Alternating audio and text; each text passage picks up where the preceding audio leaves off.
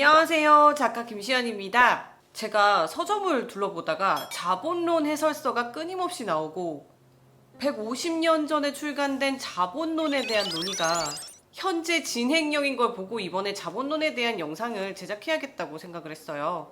세상에서 최고의 가치가 돈일까요? 돈을 못 벌거나 많이 벌지 못하는 사람은 가치가 없는 걸까요?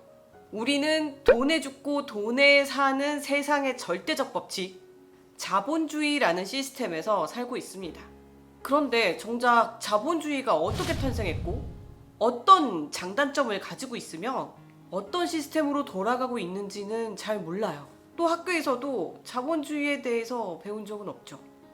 돈 없이는 살 수가 없고 먹고사니즘이 자연법칙처럼 되어버린 이 세상의 많은 규칙들이 사실 자본주의 사회에서만 작동하는 것이라면 우리는 이 자본주의에 대해서 속속들이 잘 알고 있어야 하지 않을까요? 자, 그럼 자본주의를 어떻게 공부해야 하냐? 오늘 자본주의의 실체를 낱낱이 파헤쳐주는 책, 마르크스의 자본론과 자본론의 해설서인 삶의 무기가 되는 자본론과 원숭이도 이해하는 자본론에 대해서 이야기 나눠보겠습니다. 자본론의 저자는 칼 마르크스예요.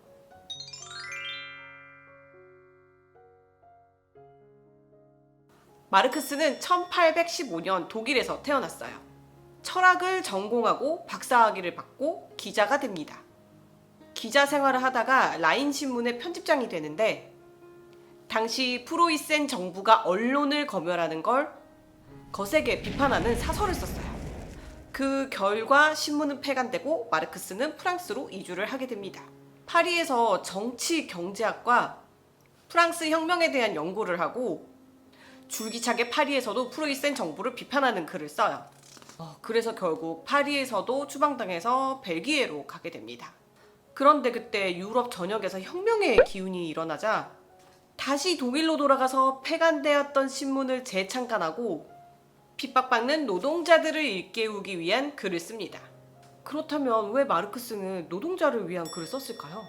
유럽 각지에서 추방당하는 삶을 감수하면서까지요. 제가 예전에 찰스 디킨스 영상을 제작했잖아요. 여기 링크 걸어놓을게요. 찰스 디킨스와 마르크스의 자본론은 깊은 관계가 있어요. 디킨스가 1812년생이고 마르크스가 1815년생입니다. 두 사람은 19세기의 동시대를 살아간 사람이었죠. 19세기 서유럽은 자본주의의 산업화에 의해서 급격한 사회 변화와 대량 빈곤의 문제가 있었어요. 노동자들은 어린 시절부터 하루 15시간 이상의 가혹한 노동에 시달려도 빈곤에서 벗어날 수가 없었어요. 찰스 디킨스 자신도 12살 때부터 구두약 공장의 노동자였고요. 그래서 디킨스의 작품 곳곳에 당시 유럽 민중의 비참한 생활이 잘 드러나 있습니다. 칼 마르크스는 찰스 디킨스의 작품을 세계의 모든 정치인, 사회운동가들이 한 모든 것보다 디킨스가 세상에 핍박받는 민중을 위해 한 일이 더 많다라고 말할 정도였어요.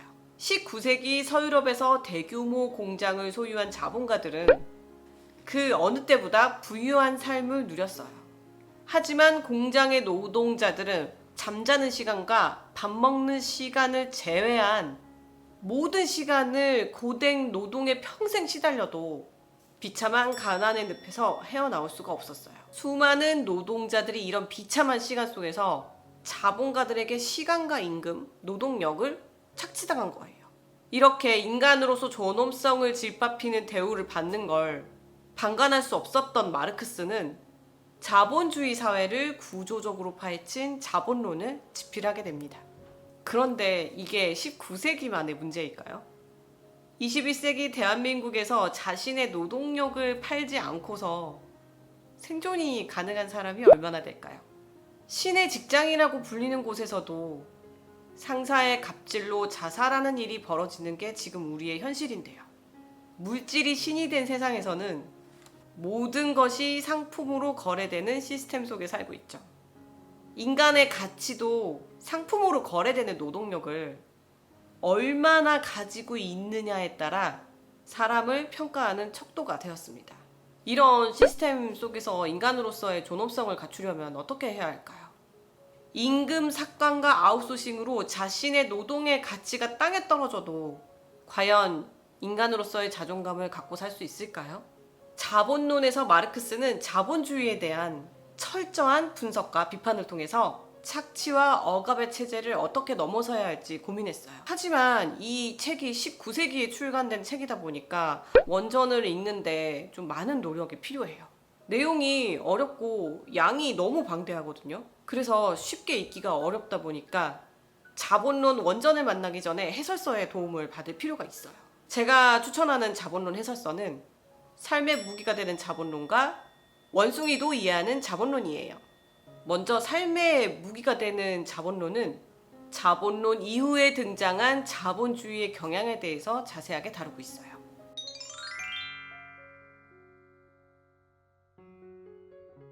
오늘날 우리가 한 번쯤 겪는 우울증이나 자존감 저하가 실은 자본주의 시스템이 원인임을 지적하고 있습니다. 우리는 쉽게 사람의 능력을 물질적인 조건에 따라 판단하죠. 이미 뼛속까지 자본주의적 사고에 물든 것의 병폐를 조목조목 지적하는데요. 이 책의 저자는 제2차 세계대전의 패배를 인정하지 않는 일본 지배층의 모순을 예리하게 지적한 정치학자인 시라이 사토시입니다. 이 저자가 자본론을 읽은 것은 대학생 때라고 하는데 분빌 때는 4시간 정도 정신없이 주문을 받고 서빙을 해야 하는 백화점 레스토랑에서 힘든 알바를 했다고 합니다. 한가할 때는 시간이 가지 않아서 지쳤는데 그럴 때 계산대 아래쪽에 두고 몰래 읽은 책이 자본론이라고 해요. 임금 노동이 무엇인지 실감하면서 읽었기 때문에 자본론의 내용이 머리에 쏙쏙 들어왔다고 하네요. 이 책은 자본론의 내용을 현대적 관점에서 해석했는데 4차 산업혁명이 일어나도 노동자의 일하는 시간은 왜 줄지 않는지 이런 사례를 들어서 자본론의 주장을 설명하고 있어요. 저는 이 부분에 대한 저자의 견해가 흥미롭더라고요. 오늘날 공교육이 무너지는 이유와 영국 요리가 맛없는 이유를 자본주의에서 찾아낸 사례도 흡입력이 있더라고요. 가끔 뉴스에 비용 절감을 위해서 작업 절차를 간소화하려고 안전장치를 소홀히 해서 노동자가 죽었다는 소식이 들려오죠.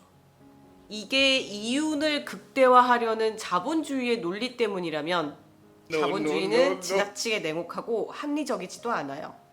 하지만 우리는 이런 이상한 시스템에서 돈을 벌고 인생을 설계하고 있잖아요. 노동소득보다 자본소득이 많은 돈을 버는 세상이다 보니까 평생 열심히 일해도 집 한 채 사기 어려운 게 우리의 현실이죠. 자본주의 시스템에서 사는 우리에게 자본주의를 분석하고 파악하는 일은 그 어떤 것보다 중요합니다.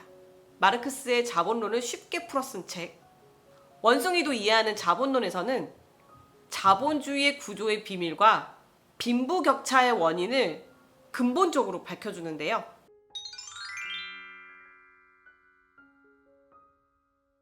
자본론을 왜 공부해야 하는지, 사회 형태를 구분하는 기준, 상품과 가치, 화폐와 자본의 차이, 독점 자본에 대해서 쉽게 풀어 쓴 책이라서 여러분이 편하고 재미있게 읽을 수 있을 거예요. 우리는 왜 21세기에 19세기에 쓰여진 책 자본론을 읽어야 할까요? 자본주의가 19세기에 머물러 있지 않기 때문입니다. 21세기의 자본주의는 고도화되어서 모든 것을 상품으로 만들었죠. 팔 것과 팔지 말아야 할 것의 경계가 무너진다면 이 시스템 속에서 살아가는 인간은 어떻게 될까요? 그 어느 때보다 빈부격차가 심해진 시대에 자본주의의 근본 구조를 알아야 자본주의 사회의 불평등의 원인에 대해서 파악해 볼 수가 있어요. 삶의 무기가 되는 자본론이라는 책의 부제가 혁명을 일으킬 생각은 추호도 없지만 어딘가 이상한 세상을 헤쳐나가기 위하여입니다. 자본론을 읽는 이유는요, 삐딱해지거나 사회 부적응자가 되려고 하는 게 아니라 우리가 일상에서 직면하는 부조리와 고통이 어떤 메커니즘을 가지고 있는지, 어떻게 하면 그것을 타개할 수 있는지 생각해 보게 하는 책입니다. 인간의 감성까지도 자본에 종속되게 하는 자본주의의 정체를 3권의 책과 함께 대체로 즐겁지만 때로는 너무나 무서운 자본주의 세상에서 어떻게 인간으로서 존엄을 지킬 수 있는지에 대해서 생각해 보았습니다. 여러분의 생각도 댓글로 남겨주시면 감사하겠습니다. 저는 다음에도 좋은 책 소개와 함께 돌아올게요. 구독, 좋아요, 알림 설정은 제가 영상을 만드는데 큰 힘이 됩니다. 다음 영상에서 뵐게요. 안녕.